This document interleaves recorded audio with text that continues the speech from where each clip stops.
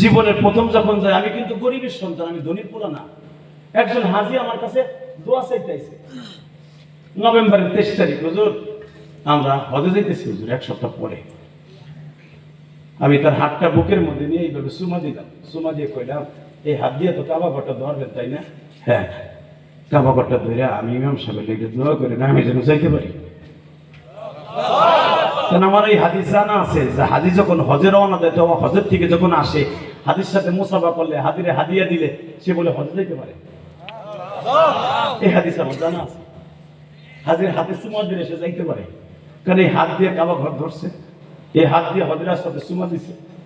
এই প্রেম লই আমি বললাম, আপনি যদি যখন কাবা ঘরটা ধরবেন আমার কথাটা দোয়া করে কইেন, কমনে হুজুর। কিন্তু এই যে আমি বললাম আমার কথাটা কইেন, কাইন্দা কাইন্দা যখন তার বুকে নিয়ে দোয়া চাইছি, ইন্দিমিটে সে বাসায় গেছে, বাসায় গিয়ে বোরে কইতেছে, এই আমার টাকা আছে, পুস্তকলা বাড়ি সেই হাজির, আমার টাকা আছে, আমরা হজে যাইতেছি। তখন 80,000 টাকা লাগতো হজে, আর এখন তো 7 লাখ টাকা লাগে, তখন 80,000 টাকা লাগতো, মাত্র 80,000, 85,000 টাকা। আমার জীবনে প্রথম হজে গেছে 80,000 টাকা দিয়ে। তো আমার বলতেছে, তার বউরে বলতেছে, আমাকে দেখ টাকা আছে বেড়ে আমরা কিছু মনে করি না, কিন্তু ইমাম সাহেব দেখলাম আমার হাতের মধ্যে এমন চুমা দিল, বুকের মধ্যে এমন আদর করলো, আর বললো আপনি যখন বুকটা কাবার ঘর লাগে মিলে দোয়া করবেন আমার কথাটা কইলেন। কি হবে হুজুরের? হাদি সাহেবের বউ বলে ফেলছে, এই আমরা তো 8 জন যাবো এক গ্রুপে, হুজুরে লয়ে যাই। মৌলাই পারেন না নিতে? আমি যে কই সাথে যাইতে পারবেন বিশ্বাস হয় না?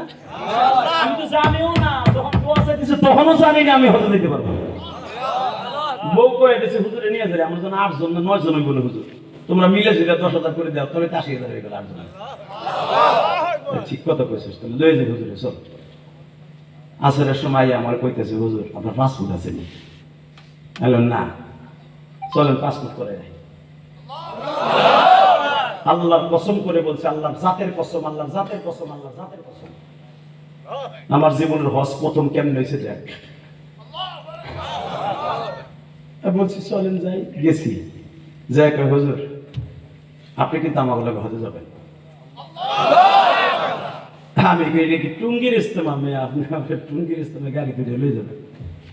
না হুজুর আমি যেটা কইলাম হেডি ঠিক।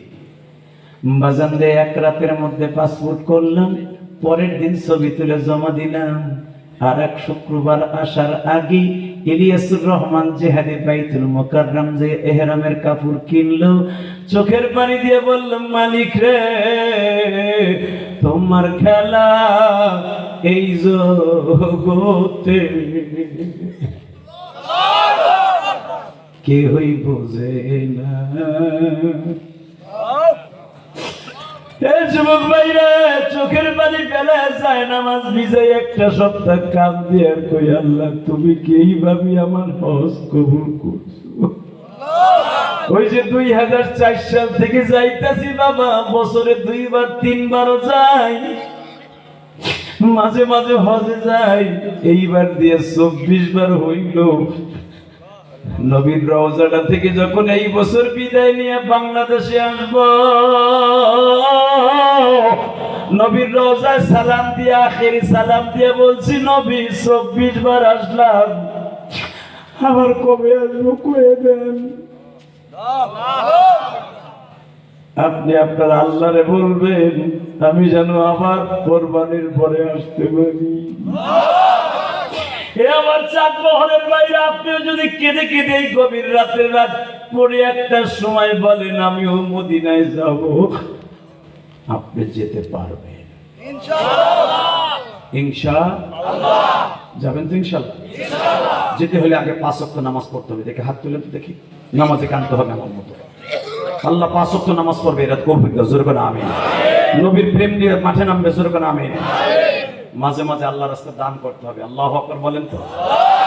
বাবা আমি ইলিয়াসুর রহমান জেহাদি 2004 সাল থেকে আল্লাহ পাক আমার মক্কা মদিনায় নেয়, 9 সালে আমার আব্বার সাথে